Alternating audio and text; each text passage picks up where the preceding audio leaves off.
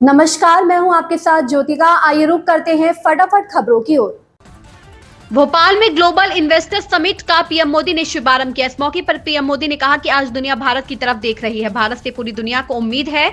मैं आपको बता दूं कि भारत नतीजे लाकर दिखाता है। प्रधानमंत्री नरेंद्र मोदी ने कहा कि बीते दशक में भारत में इंफ्रास्ट्रक्चर का बूम देखने को मिला है, जिसका सीधा लाभ मध्य प्रदेश को मिला है। उन्होंने बताया कि दिल्ली मुंबई एक्सप्रेसवे जैसे बड़े प्रोजेक्ट्स का एक बड़ा हिस्सा एमपी से होकर गुजरता है, जिससे राज्य में लॉजिस्टिक्स सेक्टर की ग्रोथ निश्चित रूप से होगी।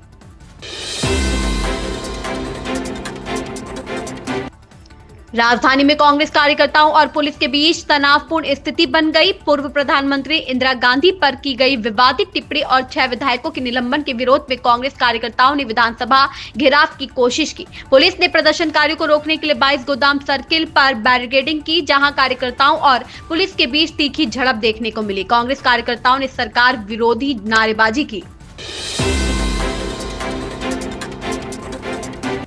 एमपी ग्लोबल इन्वेस्टर समिट 2025 पर मध्य प्रदेश के सीएम डॉक्टर मोहन यादव का कहना है, आज भोपाल के लिए बहुत खास दिन है। कुछ देर बाद प्रधानमंत्री ग्लोबल इन्वेस्टर समिट का उद्घाटन करेंगे। यह हम सबके लिए खास दिन है, खासकर भोपाल और मध्य प्रदेश के लोगों के लिए। हम दुनिया भर के उद्योगपतियों के साथ एक बड़ा निवेश शिखर सम्मेलन आयोजित कर रहे हैं। विकास के नए कीर्तिमान रचे जाएंगे। खासकर युवाओं के लिए यह बहुत महत्वपूर्ण भूमिका निभाएगा।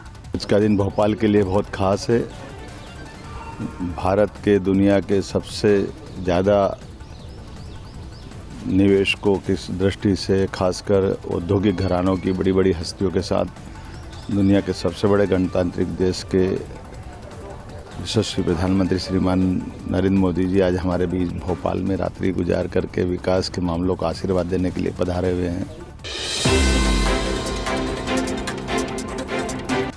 मुरादाबाद में कांवड़ यात्रा के मद्देनजर सोमवार रात 8 बजे से दिल्ली हाईवे पर जीरो ट्रैफिक लागू कर दिया जाएगा। यह व्यवस्था 26 फरवरी की शाम 5 बजे तक लागू रहेगी। हाईवे पर सभी प्रकार के वाहनों का संचालन रोक दिया जाएगा। इस दौरान केवल कांवड़ियों के जत्थे और उनके वाहन को ही आने जाने की अनुमति रहेगी। दिल्ली विधानसभा में प्रोटेम स्पीकर अरविंदर सिंह लवली ने सभी नवनिर्वाचित विधायकों को शपथ दिलाई है। 8वीं विधानसभा की कार्यवाही शुरू होने के बाद सबसे पहले मुख्यमंत्री रेखा गुप्ता ने विधानसभा में सदस्य के रूप में शपथ ली। सबसे पहले कैबिनेट मंत्रियों ने शपथ ली, इसके बाद विधायकों ने शपथ ली। दिल्ली के कैबिनेट मंत्री कपिल मिश्रा को प्रोटेम स्पीकर अरविंदर सिंह लवली ने विधानसभा के सदस्य के रूप में शपथ दिलाई है। महाराष्ट्र के उप मुख्यमंत्री अजित पवार ने एकनाथ शिंदे की "मुझे हल्के में मत लो" वाली टिप्पणी पर उन पर कटाक्ष करते हुए कहा कि यह अभी भी स्पष्ट नहीं है कि उनकी टिप्पणी का निशाना कौन था। यहां 98वें अखिल भारतीय मराठी साहित्य सम्मेलन में समापन सत्र को संबोधित करते हुए पवार ने आश्चर्य जताया कि क्या शिंदे का ये कहना था कि शिवसेना, यूबीटी या किसी और को हल्के में नहीं लिया जाना चाहिए। शिंदे, जिन्होंने पवार के बाद बात की, ने विस्तार से नहीं बताया और केवल इतना कहा कि "मुझे हल्के में ना ले" टिप्पणी 2 साल पहले हुई एक घटना का संदर्भ भी थी।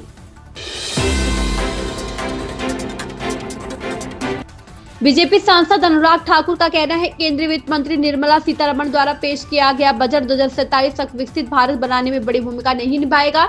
सरकार ने अपने सभी वादे पूरे किए हैं। सरकार पिछले 10 वर्षों में 25 करोड़ लोगों को गरीबी से बाहर लाने में सफल रही है। सरकार के 4 करोड़ घर बनाए और 60 करोड़ लोगों को मुफ्त स्वास्थ्य उपचार दिया गया। बजट में मध्यम वर्ग को बड़ी राहत दी गई है। 12 लाख रुपए तक कोई टैक्स नहीं है। माननीय अध्यक्ष जी, माननीय सुनील जी और उपस्थित सभी मीडिया के मेरे बंधुओं,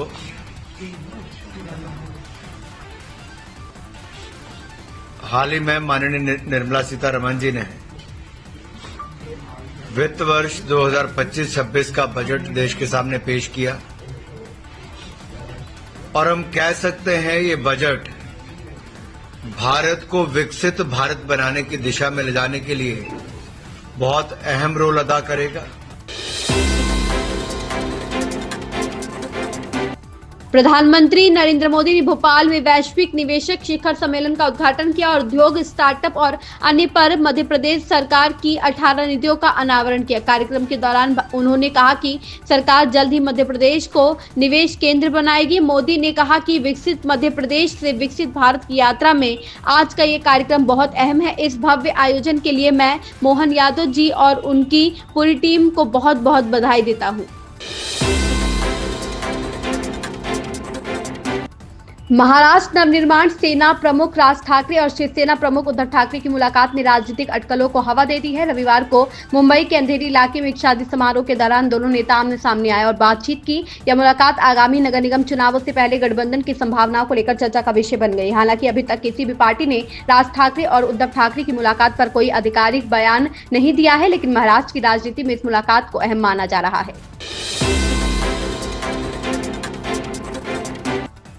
विराट कोहली के नाबाद शतक की मदद से चैंपियंस ट्रॉफी के बहुचर्चित मुकाबले में चिर प्रतिद्वंदी पाकिस्तान पर 6 विकेट से मिली जीत के बाद सोशल मीडिया पर टीम इंडिया और विराट की जमकर तारीफ की जा रही है। क्रिकेटरों से लेकर राजनेताओं तक और विभिन्न क्षेत्रों की जानी मानी हस्तियों ने विराट की तारीफों के पुल बांधे हैं, जिन्होंने वनडे क्रिकेट में 91वां शतक जड़कर टीम को जीत दिलाई। एक्स पर कई प्रमुख हस्तियों ने प्रतिक्रियाएं दी। भोपाल में वैश्विक निवेशक शिखर सम्मेलन में प्रधानमंत्री नरेंद्र मोदी कहते हैं मध्य प्रदेश को ऊर्जा क्षेत्र में उछाल से फायदा हुआ है। आज मध्य प्रदेश एक बिजली अधिशेष है जिसमें 31,000 मेगावाट बिजली उत्पादन क्षमता है, जिसमें से 30% स्वच्छ ऊर्जा से आता है। रीवा और पार्क देश के सबसे बड़े सौर पार्कों में से एक है। इसके अतिरिक्त मध्य प्रदेश में ओंकारेश्वर फ्लोटिंग सौर ऊर्जा संयंत्र का भी निर्माण किया गया है।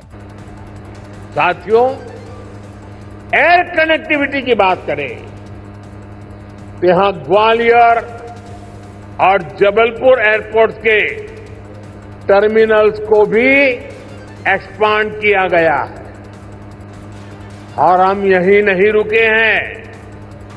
एमपी का जो एक बड़ा रेल नेटवर्क है उसको भी मॉडर्नाइज किया जा रहा है। एमपी में रेल नेटवर्क का 100% इलेक्ट्रिफिकेशन किया जा चुका है। भोपाल के रानी कमलापति रेलवे स्टेशन की तस्वीरें आज भी सबका मन मोह लेती हैं। इसी तर्ज पर एमपी के 80 रेलवे स्टेशनों को अमृत भारत स्टेशन स्कीम के तहत मॉडर्न बनाया जा रहा है। इन खबरों में बस इतना ही। बने रहिए हमारे साथ।